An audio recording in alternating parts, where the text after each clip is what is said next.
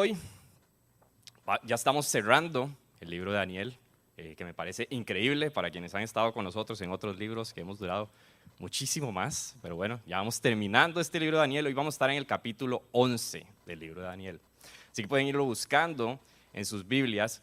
Y la semana pasada Emma nos hablaba de que esta última visión que vemos en el libro de Daniel conlleva los últimos 3 capítulos de este libro. Entonces, en el capítulo 10, veíamos la semana pasada todo el preámbulo a iniciar con la visión. Y Emma nos hablaba de ese toque de Dios. Veíamos este Jesús que se presentaba a Daniel y todo este cansancio que Daniel sentía, toda esa emoción de la visión que estaba viendo. Y hoy, en el capítulo 11, vamos a empezar con esa visión. Pero esa visión no va a terminar hoy en el capítulo 11, esa visión va a continuar para el capítulo 12. Y es un capítulo digno de una serie de Netflix o de cualquiera de estas plataformas que hoy en día existen, porque Netflix no me paga, así que solo dije un nombre nada más. Pero digno de cualquiera de estas series que usted ve de imperios, y vamos a ver reyes que surgen y que caen y que uno ataca, pero el otro contraataca y de pronto alguien hace algo, pero se resquebraja el imperio, un montón de cosas que pasan. Y en medio de esto va haciendo como un zoom a lo que hemos venido viendo en capítulos anteriores. Es decir, en el capítulo 2 veamos esta estatua con la cabeza de oro que era Babilonia, y después venían las siguientes partes que representaban los reinos que habrían de venir. En el capítulo 7 se expandía a las bestias, y las bestias nos daban un poquito más de detalle de estos reinos que habrían de venir. El capítulo 8 todavía entraba en más detalle y nos hablaba del macho cabrío, del carnero, del cuerno y un montón de cosas. Y hoy vamos a ver muchísimo más detalle de todas estas cosas que ocurren y que habrían de ocurrir en los reinos que habrían de venir. Y en medio de todas estas cosas que vamos a ver de nuevo, de reyes que surgen, que caen, que pasa y que etcétera, lo que yo creo que podemos nosotros aprender es que nosotros tenemos que entender y que tenemos que saber de cuando la maldad se acumula. Vamos a ver mucha maldad, cosas extrañas que aparecen en este capítulo, y hay 5 cosas que yo creo que podemos extraer en esta mañana que nosotros podemos saber y entender de cuando la maldad se acumula. Oramos. Padre, te damos gracias, Señor, por este día, Señor. Damos gracias por esta oportunidad de venir a tu palabra, Señor, que siempre es viva y siempre es eficaz, que es verdadera, que es absoluta, Señor. Te pedimos que tú hagas el milagro que solo tú puedes hacer, Señor, de llevar esta palabra a lo más profundo de nuestros corazones, de permitirnos meditar en ella día y de noche, y que las pongamos en práctica, Señor. Esto lo pedimos en el nombre de tu Hijo Jesús.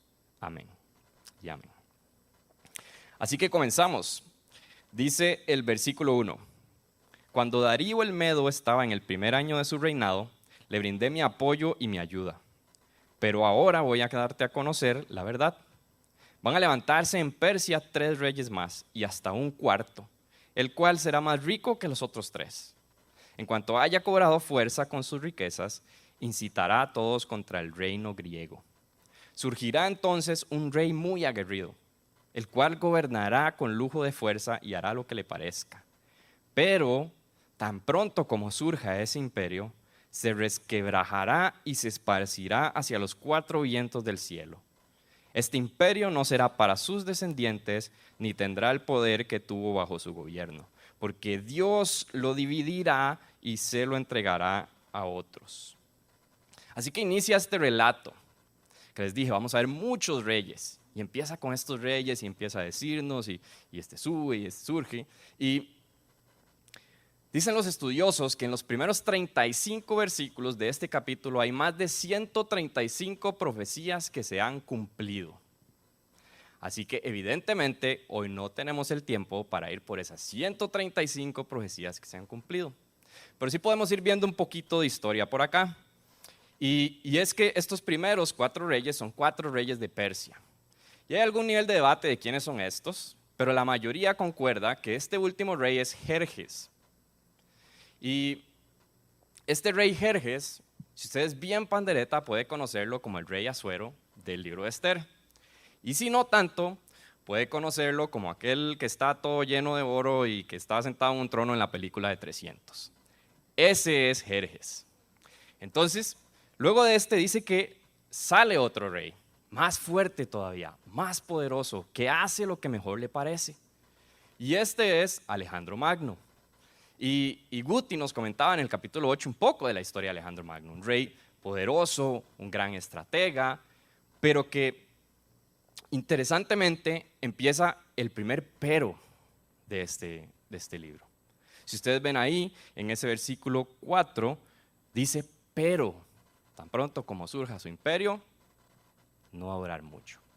Y estos peros en este capítulo van a ser importantes. La nueva versión internacional presenta 18 peros en este capítulo. Dice, este surgió, pero pasó tal cosa.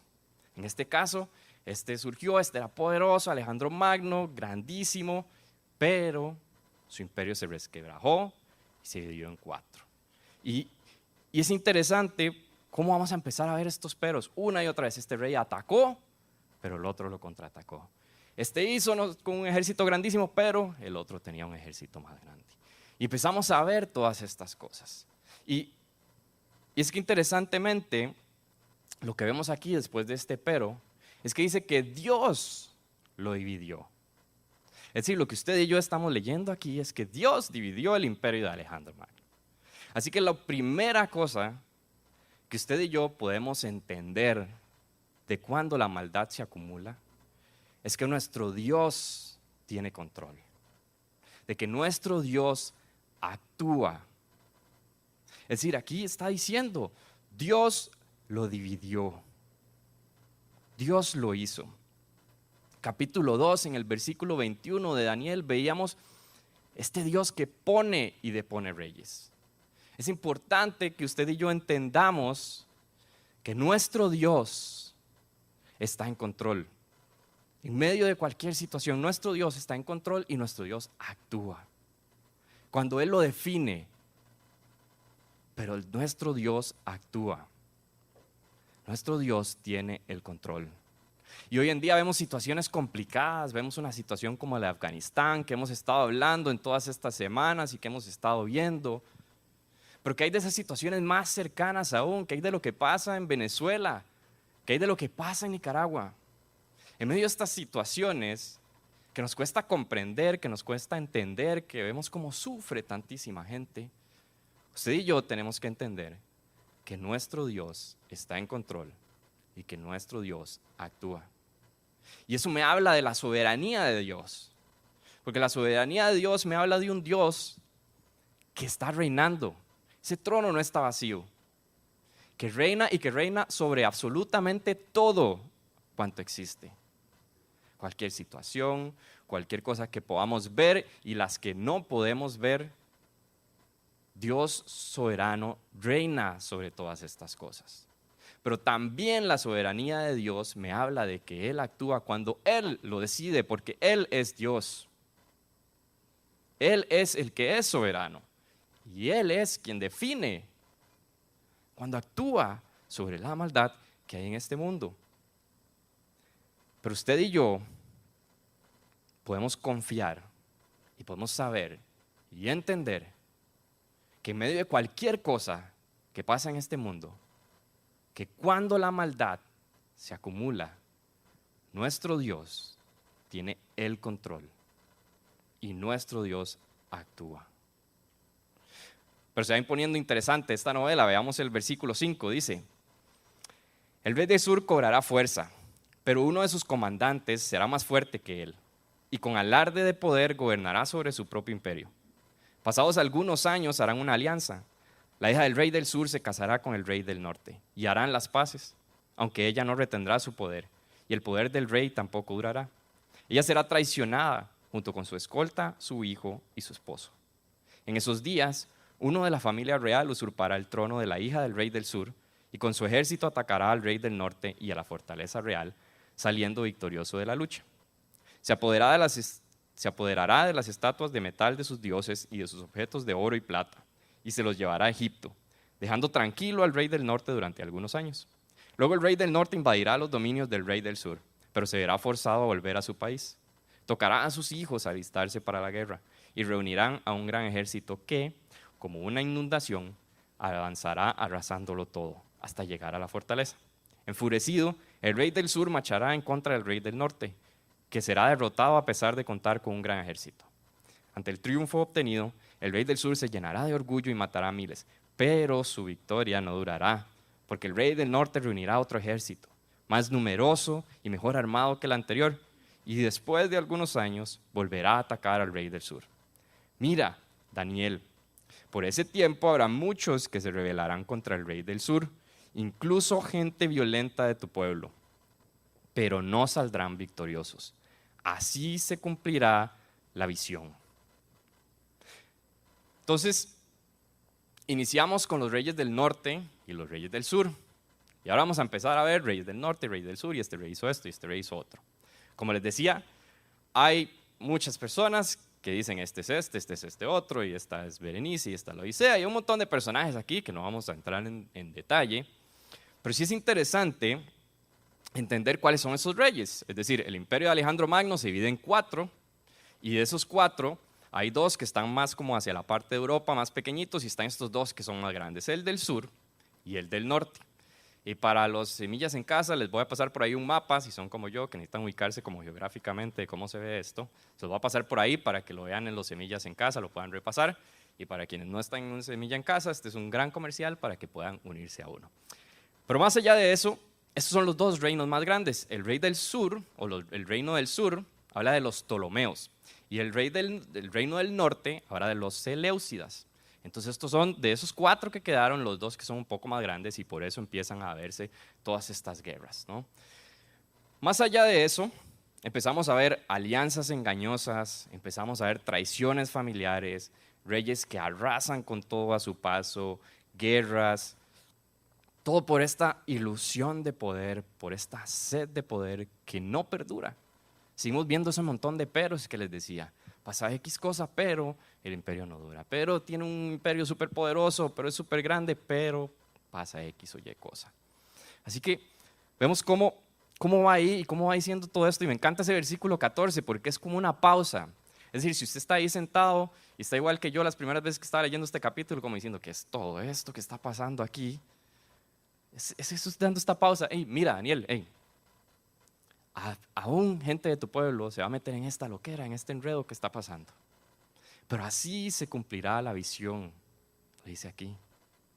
Entonces, usted y yo podemos entender que cuando la maldad se acumula, Dios está en control y Dios actúa. Pero usted y yo también podemos entender que aunque pasen cosas malas, su plan se cumple, su voluntad se cumple. Su palabra se cumple. Ese es nuestro Dios. Su plan se cumple. Y es que aquí entra una pregunta muy polémica, muy constante. ¿Pero qué pasa? O sea, todo este nivel de maldad. ¿Y dónde está Dios? Y ese Dios, ¿por qué no actúa cuando yo quiero que actúe en medio de toda esta maldad? De todo esto que pasa a nuestro alrededor. Pero usted y yo tenemos que recordar nuevamente que nuestro Dios siempre está en control. Tenemos que entender que nuestro Dios siempre está en control, independientemente de lo que sea que esté pasando, y que su plan se cumple. Y me recordaba esta historia que reflexionaba Kenneth hace unas semanas en su devocional acá frente, que hablaba de esta historia de Abraham, cuando viene Dios con 2 mensajeros adicionales y pasa por ahí y se come un gallito, decía Kenneth, ¿verdad? Después de eso, Dios dice, voy a contarle a Abraham. La verdad es que voy a contarle a Abraham lo que voy a ir a hacer. Y literalmente le dice, el clamor contra Sodoma y Gomorra resulta ya insoportable y su pecado es gravísimo, así que voy para allá. Y empieza Abraham a interceder por este pueblo y dice, pero Señor, pero si sos un Dios justo, ¿cómo vas a ir ahí? Van a morir justos y van a morir injustos. Eso no es de un Dios justo. Y empieza a negociar ahí con Dios y le dice, Señor, si hay 50 justos, ¿vas a ir ahí? Él le dice, si hay 50, no la voy a destruir. Y Abraham ahí negociando. Bueno, 30, Señor, bueno, hasta que llega a 10. Señor, si hay 10 ahí, si hay 10 justos. Y Dios le dice, si hubiese 10 personas justas en esa ciudad, no la destruiría. Y es que definitivamente esto también es una lección para nosotros de lo que significa la misericordia de Dios. Éxodo 34, versículos 5 y 6, los tenemos para ustedes en las pantallas. Dice así, dice, el Señor descendió en la nube y se puso junto a Moisés. Luego lo dio a conocer su nombre. Pasando delante de él proclamó, el Señor, Dios clemente y compasivo, lento para la ira y grande en amor y fidelidad. De nuevo, Dios clemente y compasivo, lento para la ira y grande en amor y fidelidad. Primera Timoteo, en el capítulo 2, los primeros 4 versículos, los tenemos también ahí para ustedes, dice así, dice, así que recomiendo, ante todo, que se hagan plegarias, oraciones, súplicas y acciones de gracias por todos, especialmente por los gobernadores, por los gobernantes y por todas las autoridades, para que tengamos paz y tranquilidad y llevemos una vida piadosa y digna. Esto es bueno y agradable a Dios nuestro Salvador, pues Él quiere que todos sean salvos y lleguen a conocer la verdad. Es que nuestro Dios es lento para la ira. Nuestro Dios quiere que todos se salven. Todos se salven, dice este versículo de Timoteo. Y es importantísimo para que nosotros podamos entender el regalo de gracia que es la salvación. Esa gracia sublime que cantábamos ahora, que Lee nos decía, hey, escuchemos lo que estamos cantando. Para que podamos entender esa gracia, tenemos que entender también la misericordia de Dios. De ese Dios que es lento para la ira. De ese Dios que escucha el clamor. Y es entender también que hay misericordia disponible para todos. Y es que a veces nos cuesta entender eso, como parece que es tan malo. Imagínese la persona más mala que usted crea que existe. Para esa persona también hay misericordia de parte de nuestro Dios. Dios quiere que todos se salven. Y por eso es lento para la ira. Pero nuestro Dios es un Dios justo. Pero acá hay una gran lección de su misericordia. De su misericordia. Muchas veces el momento en el que se recrimina a Dios por algo es el momento en que pasa algo malo. ¿Pero cómo? ¿Cómo pasó esto? Pero nunca, al entender esto de la misericordia, nos ponemos a decir, Señor, pero yo tan malo, ¿cómo estás haciendo tantas cosas buenas para mí? ¿Y eso también no sería injusto? De todo lo bueno que hace Dios por nosotros, pero nunca nos ponemos a cuestionar a Dios cuando Dios está haciendo un montón de cosas buenas por un pecador como yo. Pero sí venimos a cuestionar y a juzgar a Dios cuando pasa algo malo. Señor, ¿por qué me hiciste esto? ¿Por qué me pasó esto? Escuchaba ayer una entrevista que le hacen a John Piper, un pastor muy famoso en Estados Unidos, el día después del atentado a las Torres Gemelas, que ayer se conmemoraban 20 años, es decir, hoy hace 20 años, el día después, le hacen una entrevista en una radio a John Piper. Y la escuchaba ayer con Ana y nos voló la cabeza de lo que decía John Piper.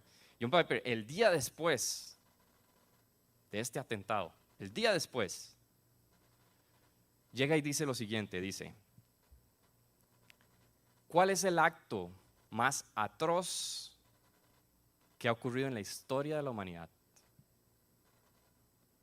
¿Cuál es el acto más terrible? ¿Cuál es la cosa más mala que ha pasado en este mundo? la muerte de Cristo Jesús, matar al Hijo de Dios, al Cordero inmolado sin pecado. Y Dios planeó este acto para que usted y yo podamos ser salvos hoy. Es decir, Dios planeó el acto más terrible de la historia de la humanidad para que usted y yo podamos tener este regalo de gracia de salvación. Es decir, ahí se los dejo. Nosotros nos voló la cabeza escuchar a una persona un día después de un acto tan terrible decir esto. Me estaba pensando con respecto a todo este tema. Usted y yo podemos entender, podemos interiorizar, podemos guardar en nuestro corazón que cuando la maldad se acumula, aunque pasen cosas malas, su plan se cumple, su visión se cumple. Y Dios siempre está en control. Sigo leyendo en el versículo 15. Dice: entonces el rey del norte vendrá y levantará rampas de asalto y conquistará la ciudad fortificada, pues las fuerzas del sur no podrán resistir, ni siquiera sus mejores tropas podrán ofrecer resistencia. El ejército invasor hará de las suyas, pues nadie podrá hacerle frente, y se establecerá en nuestra hermosa tierra, la cual quedará bajo su dominio. El rey del norte se dispondrá a atacar con todo el poder de su reino, pero hará una alianza con el rey del sur. Este le dará a su hija en matrimonio con miras a derrocar su reino, pero sus planes no tendrán el éxito esperado. Dirigirá entonces sus ataques contra las ciudades costeras y conquistará muchas de ellas. Pero un general responderá a su insolencia y lo hará quedar en ridículo. Después de eso, el rey del norte regresará a la fortaleza de su país, pero sufrirá un tropiezo y no volverá a saberse nada de él. Después del rey del norte, ocupará el trono un rey que, para mantener el esplendor del reino, enviará a un recaudador de impuestos. Pero poco tiempo después, ese rey perderá la vida, aunque no en el fragor de la batalla. Así que, continúan los peros. Esta es la sección que más peros tiene. Pasa algo, pero pasa esto otro. Llega este, pero el otro hace esto otro. Y seguimos viendo esos engaños, seguimos viendo esas guerras, seguimos viendo un montón de cosas que iban a pasar.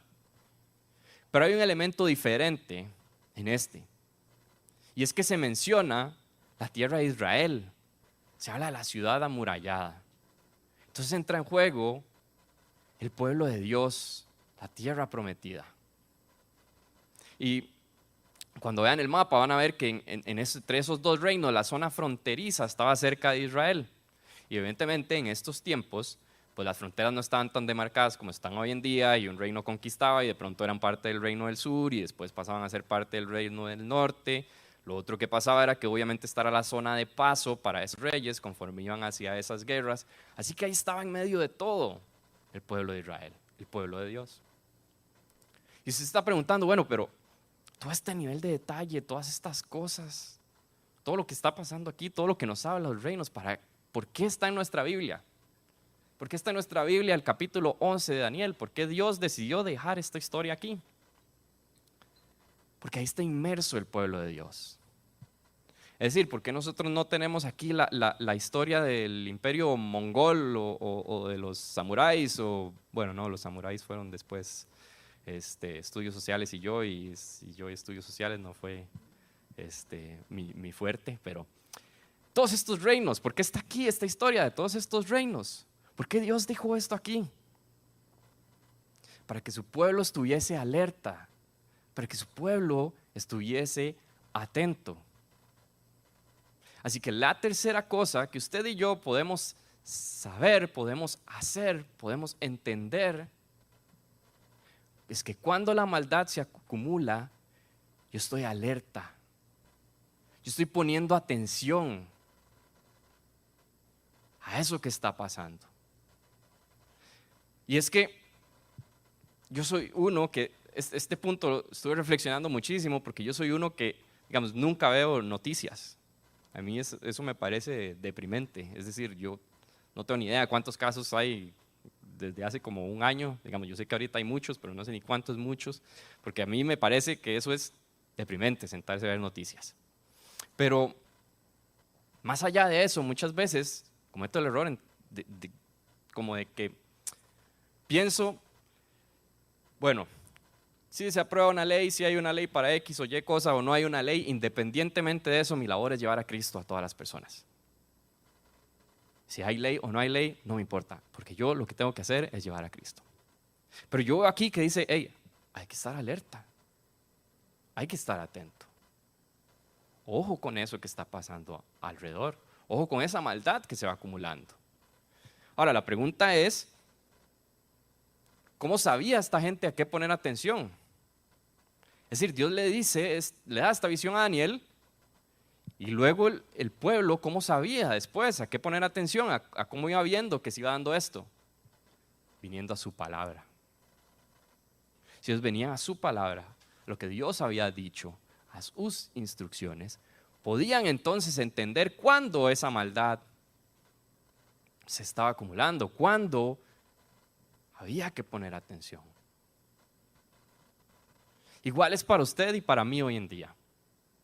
¿Cómo podemos usted y yo estar alerta? Conociendo lo que Dios dice en su palabra, conociendo lo que Dios quiere que hagamos, lo que Dios quiere que veamos, lo que Dios quiere que entendamos. Y de esa manera podemos estar alerta. Podemos estar alerta a esa maldad que se acumula. Dice Josefo, un famoso historiador del primer siglo, historiador judío, que muchas veces se utiliza para dar contexto a los tiempos de Jesús, etcétera, que a Alejandro Magno se le leyó esta visión. Cuando Alejandro Magno pasó por Jerusalén y el sacerdote le dijo, hey, aquí estás. Y Alejandro Magno siguió y no hizo daño al pueblo de Israel. Es decir, gente alerta, gente atenta, gente poniendo atención a cómo la maldad de este mundo se iba desviando o iba cumpliendo la palabra de Dios. Cuando la maldad se acumula, usted y yo tenemos que estar alerta. Versículo 21, se va intensificando esto. En su lugar reinará un hombre despreciable, indigno de ser rey, que invadirá el reino cuando la gente se sienta más segura y recurriendo a artimañas usurpará el trono. Arrasará como una inundación a las fuerzas que se lo opongan, los derrotará por completo, lo mismo que al príncipe del pacto. Engañará a los que pacten con él y con un grupo reducido usurpará el trono. Cuando las provincias más ricas se sientan más seguras, las invadirá, logrando así lo que jamás lograron sus padres y abuelos. Repartirá entre sus seguidores el botín y las riquezas que haya ganado en la guerra y hará planes para atacar las ciudades fortificadas. Pero esto no durará mucho tiempo. Envalentonado por su fuerza, ese hombre atacará al rey del sur con un gran ejército. Al frente de un ejército muy grande y poderoso, el rey del sur responderá al ataque, pero no podrá vencerlo porque será traicionado. Los mismos que compartían su mesa buscarán su ruina. Su ejército será derrotado por completo y muchos caerán en batalla. Sentados a la misma mesa, estos dos reyes pensarán solo en hacerse daño y se mentirán el uno al otro. Pero esto de nada servirá, porque el momento del fin todavía no habrá llegado. El rey del norte regresará a su país con grandes riquezas, pero antes profanará el santo templo. Así que llevará a cabo sus planes y luego volverá a su país. En el momento preciso, el rey del norte volverá a invadir el sur, aunque esta vez el resultado será diferente, porque los barcos de guerra de las costas occidentales se opondrán a él y le harán perder el valor. Entonces retrocederá y descargará su enojo contra el santo templo. En su retirada se mostrará bondadoso con los que renegaron de él. Sus fuerzas armadas se dedicarán a profanar la fortaleza del templo y suspenderán el sacrificio diario, estableciendo el horrible sacrilegio. Corromperá con halagos a los que hayan renegado del pacto, pero los que conozcan a Dios se le opondrán con firmeza. Así que aparece entonces un rey más despreciable, dice aquí. Uno que engaña, que arrasa, que rompe pactos, que se enriquece a causa de lo que sea y que profana el templo. Guti nos habló un poco de este personaje, así que no voy a redundar en eso. Pueden ir a ver la enseñanza del capítulo 8 para quienes no las vieron, pero aquí nos está hablando de Antíoco Epífanes. Y todas las historias de este rey están detalladas en los libros de Primera y Segunda de Macabeos, que si bien es cierto, no son libros que forman parte de nuestro canon, son libros históricos del periodo intertestamental o el periodo que se denomina del Segundo Templo. Ahí entra en un montón de detalle, pero en fin, un hombre cruel, un hombre malo, un hombre muy, muy cruel contra el pueblo judío, profanando el templo, haciendo unas cosas inimaginables, impensables. Un rey más despreciable. Hace un par de semanas nos hablaba Iván aquí de Jeremías 29. Hoy Steph nos daba un versículo, el versículo 11, pero un poquito más atrás de esos versículos, estas instrucciones que da Jeremías a ese pueblo que va a ir en cautiverio y le dice: hey, señores, ustedes tienen que llevar el shalom a Babilonia. Ustedes tienen, dice la Nueva Versión Internacional, que buscar el bienestar de esa ciudad. Es decir, vemos a un Daniel que llega a buscar ese shalom de Babilonia y después del imperio persa, es decir, una persona que trabajaba para estos imperios. Es decir, Dios les dice: ustedes van a ir a ese lugar abominable, ese lugar que tiene otros dioses, ese lugar que vive con otras cosas, pero ustedes van a tener hijos ahí, y ustedes van a ser fructíferos y ustedes van a buscar el bienestar de esa tierra. Pero vemos a un Daniel inquebrantable y a sus amigos cuando el tema es con su relación con Dios. Vemos a sus amigos cuando dicen: hey, esta estatua de Nabucodonosor, bueno, a esta estatua hay que adorar, y sus amigos dicen: vamos para el horno en llamas, no hay ningún problema. Vemos un Daniel en el capítulo 6, donde le dicen: hey, no puedes orarle a tu Dios, y Daniel, ventanas abiertas orando a Dios. Inquebrantables, inquebrantables. Así que la cuarta cosa que usted y yo vamos a hacer, vamos a entender de cuando la maldad se acumula, es que cuando esa maldad interfiere con mi relación con Jesús, yo me opongo con firmeza. Con firmeza.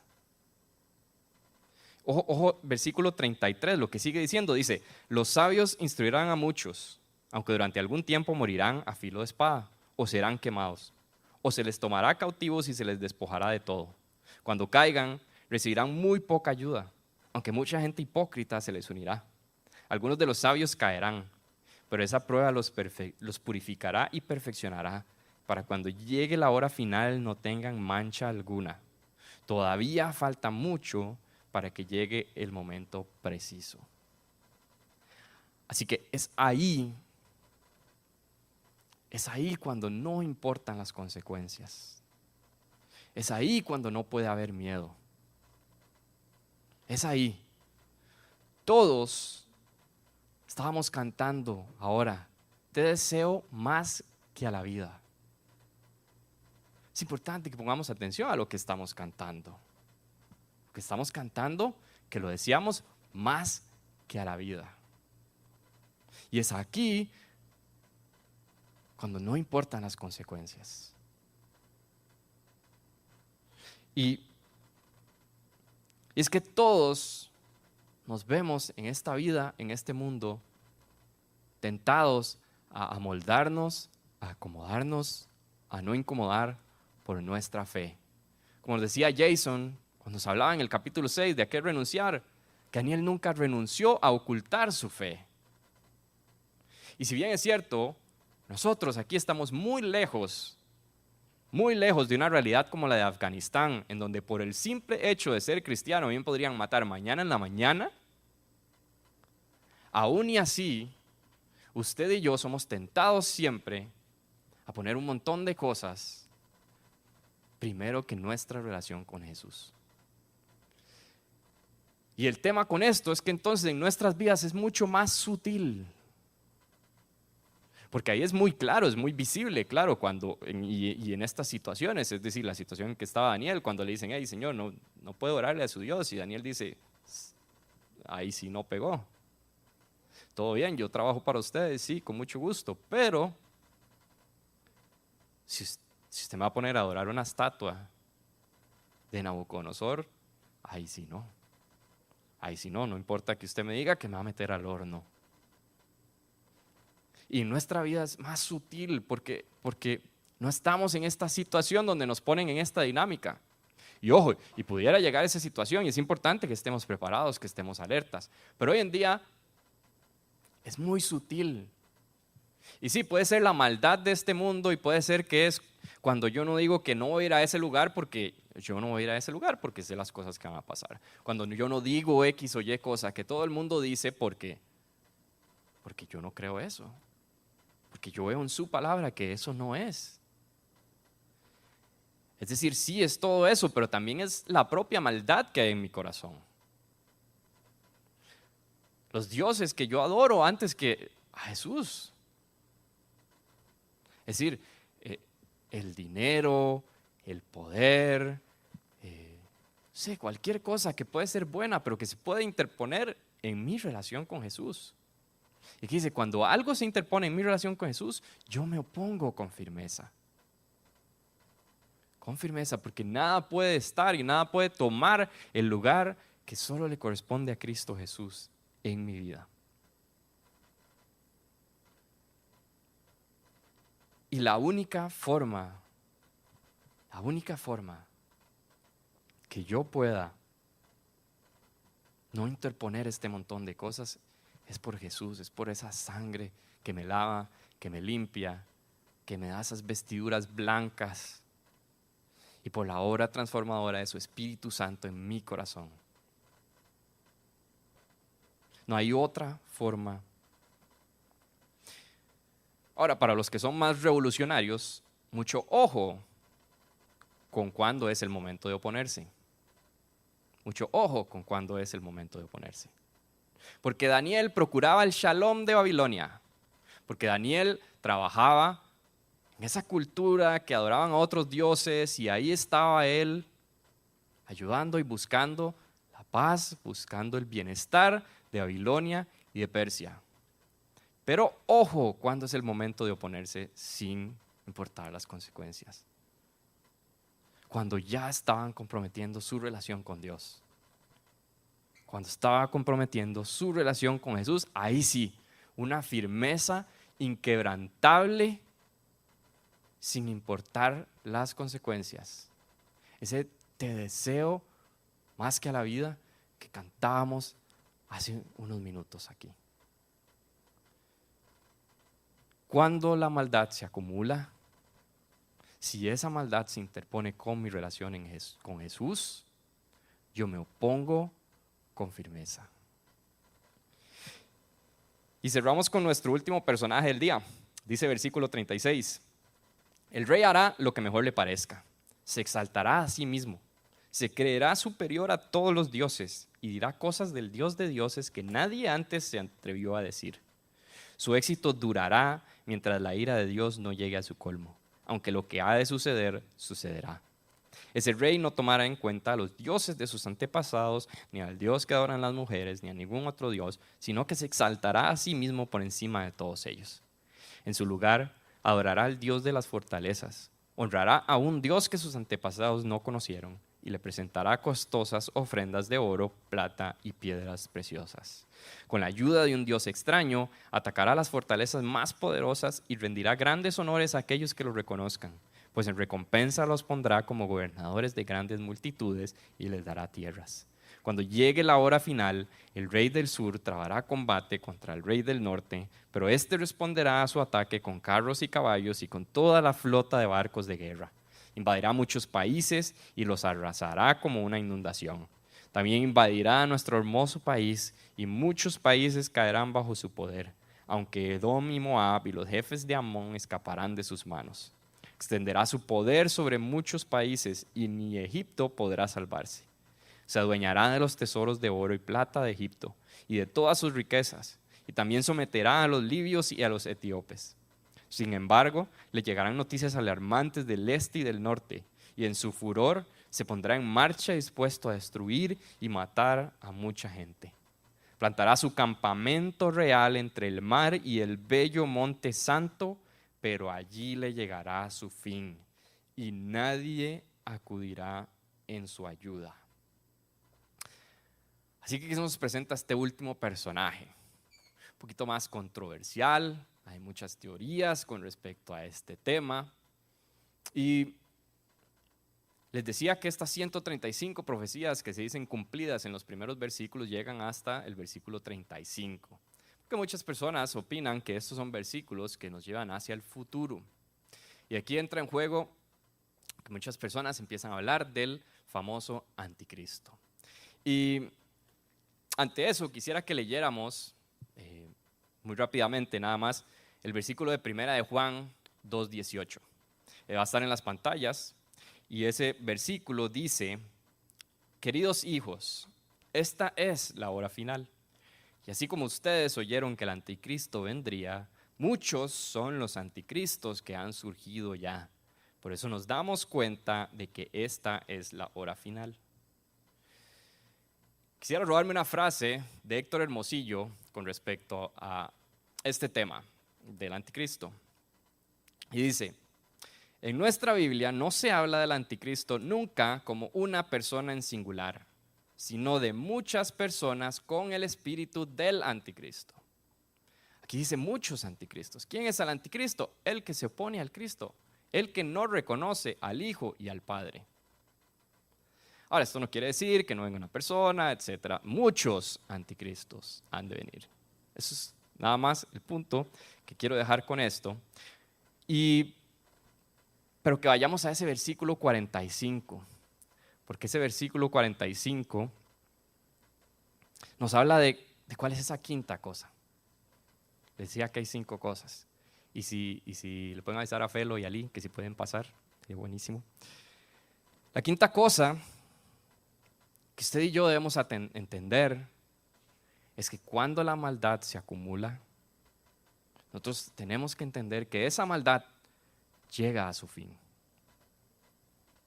Es decir, aquí se planta entre el mar, recuerdan el mar que representaba lo malo en Apocalipsis, y el monte santo, que siempre representa ese lugar donde Dios reside.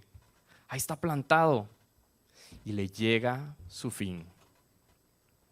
Usted y yo podemos estar confiados en que la maldad llega a su fin. Si todo esto, si toda esta cadena de imágenes, de reinos, de cosas extrañas que suceden aquí, porque sí son extrañas para nosotros, ¿por qué este nivel de detalle? ¿Por qué todas estas cosas?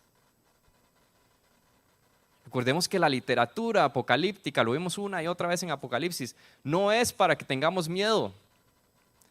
No era para que el pueblo leyera esto y dijera: no puede ser, todavía faltan reyes más malos que vengan. Nosotros lo vemos como historia hoy en día, sí, la mayoría de esto que está aquí.